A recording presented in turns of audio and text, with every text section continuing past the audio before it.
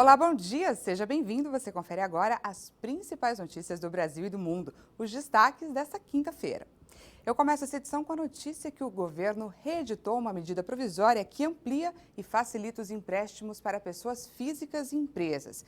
A MP terá validade até o dia 30 de junho. Na prática, a nova medida provisória traz de volta as regras daquela que vigorou no ano passado, entre abril e setembro, adotado em meio ao cenário de forte impacto da pandemia nos negócios. A maior mudança é que agora a burocracia para pedir dinheiro emprestado vai diminuir também nos bancos privados. Antes, a facilidade era apenas nos bancos públicos. A MP vai passar pela análise de uma comissão mista composta por membros da Câmara e do Senado. Depois, vai ao plenário das duas casas para ser aprovada. Quando isso acontecer, vai virar lei e o governo não precisará reeditar outra medida como essa. Além da proposta para ampliar financiamentos, também estão no radar medidas para antecipar benefícios. Na semana passada, o governo adiantou o calendário de pagamento do abono do PIS/PASEP para funcionários dos setores público e privado. A injeção de recursos é de mais de 7 bilhões de reais. E mesmo com a pandemia, o comércio varejista fechou 2020 em alta. Foi o quarto ano seguido de crescimento no setor. As vendas do comércio encerraram o ano de 2020 com alta de 1,2%. Segundo o IBGE, foi o quarto ano seguido de crescimento do setor, mesmo com um ano atípico por causa do isolamento social em razão da pandemia. O setor teve 6 meses seguidos de crescimento, que acumularam ganhos de 32,2% desde maio de 2020. Em dezembro, o varejo registrou uma queda histórica de 6,1%. Essa foi a baixa mais intensa para o mês de dezembro de toda a série histórica, iniciada em 2000. E mesmo com esse forte recuo do último mês do ano, as vendas voltaram ao patamar de fevereiro do ano passado, período anterior à pandemia, e fecharam o ano em elevação. Já no comércio varejista ampliado, que considera as atividades de veículos e de material de construção, o volume de vendas no mês de dezembro teve recuo de 3,7% em relação a novembro. E o setor fechou 2020 com queda de 1,5%. O resultado interrompe uma sequência de 3 anos seguidos de crescimento. Nos destaques internacionais, Joe Biden, presidente dos Estados Unidos, conversou pela primeira vez com o presidente da China. Pandemia e mudanças climáticas foram alguns dos temas tratados. A conversa entre as duas principais potências mundiais já era muito aguardada. E, ao que parece, o presidente americano Joe Biden irá manter o posicionamento com relação às questões econômicas. Agora, o que ele faz questão de frisar são os assuntos como o clima, então deixados de lado pela administração de Donald Trump. De acordo com o relatório sobre a ligação divulgado pelo governo americano, Biden expressou preocupação com a repressão em Hong Kong e as violações dos direitos humanos. Na ligação, o americano mostrou disposição em ser mais taxativo que o antecessor Donald Trump em temas relacionados aos direitos humanos. Os dois líderes também conversaram sobre a pandemia e os desafios comuns colocados pela segurança global de saúde e mudanças climáticas.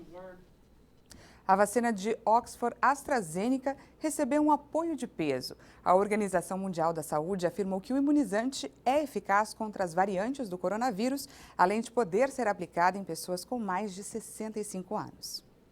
A Organização Mundial da Saúde afirmou que a vacina anti-Covid da AstraZeneca Oxford pode ser aplicada em pessoas com mais de 65 anos de idade e usada em países onde as variantes do coronavírus circulam.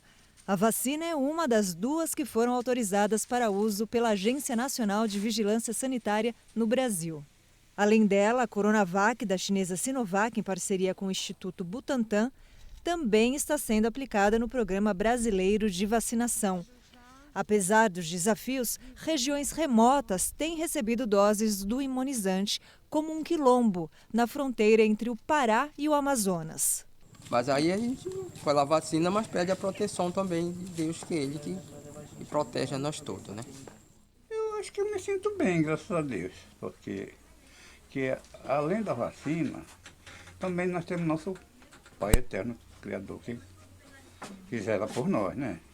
Mesmo com a corrida pela imunização, os números da pandemia seguem crescendo no país. E o governo do Pará lançou uma iniciativa com hospitais montados em barcos, que atendem ao longo do Rio Amazonas e outros na região. É melhor de ser atendido aqui de ir para lá, né, para originar, porque a doença está muito avançada, né, e como ela é do grupo de risco, né, é muito bom mesmo. Graças a Deus que veio isso. Eu creio que é um momento de esperança, né? Embora a gente precise continuar se cuidando, e eu vejo que o quanto que essa ação realmente, principalmente de chegar aos menos favorecidos, entre aspas, assim, porque são as pessoas que estão mais longe, poder dar a eles o que é de direito deles. Então, é uma alegria e ao mesmo tempo um sentimento de esperança e que a gente não pode desanimar e que a gente vai vencer. Mesmo com a corrida pela imunização, os números da pandemia seguem crescendo no país. E o governo do Pará lançou uma iniciativa com hospitais montados em barcos que atendem ao longo do Rio Amazonas e outros da região. E a China anunciou que conseguiu inserir sua sonda na órbita de Marte, um feito inédito para o programa espacial chinês, que pretende pousar um pequeno robô no planeta vermelho. A informação foi divulgada pela agência estatal de notícias Xinhua. O aparelho foi lançado em julho da ilha de Hainan, no sul do país. Pequim tem um ambicioso programa de lançamentos, que no capítulo de voos tripulados tem como principal objetivo instalar uma estação espacial em 2022 e depois enviar astronautas à Lua. O robô contido na sonda vai ser implantado em Marte em maio. Com mais de 200 quilos, é equipado com 4 painéis solares e deve funcionar por 3 meses. Ele vai fazer análises do solo, da atmosfera, tirar fotos e contribuir para o mapeamento do planeta vermelho. Tianwen significa perguntas para o céu em português, e a missão foi batizada em homenagem ao antigo poema chinês sobre astronomia. Você já viu uma obra de arte na neve?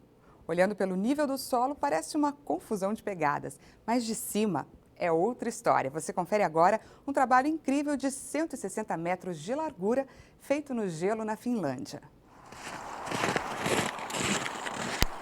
Olhando assim, parece um monte de pegadas na neve. Mas do alto, a gente percebe que se trata de uma grande obra de arte no gelo. Quem teve a ideia foi Jani Pico.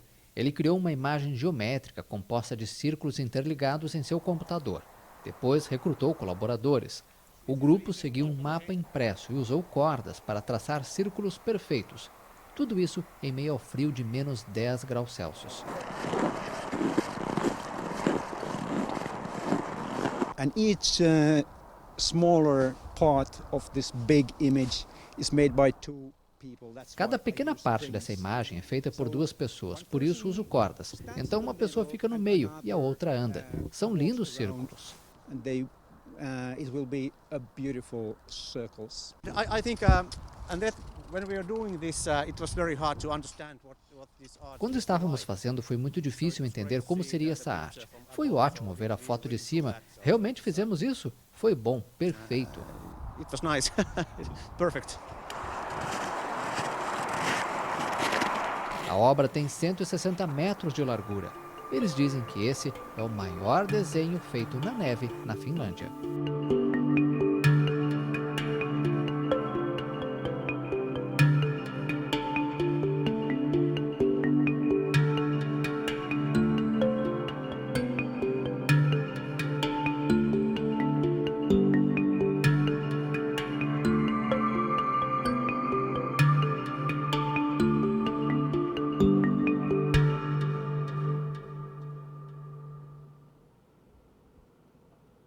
O Acontece Agora fica por aqui, mas a gente se encontra daqui a pouquinho. Às 11 horas eu estou de volta com uma matéria sobre insônia.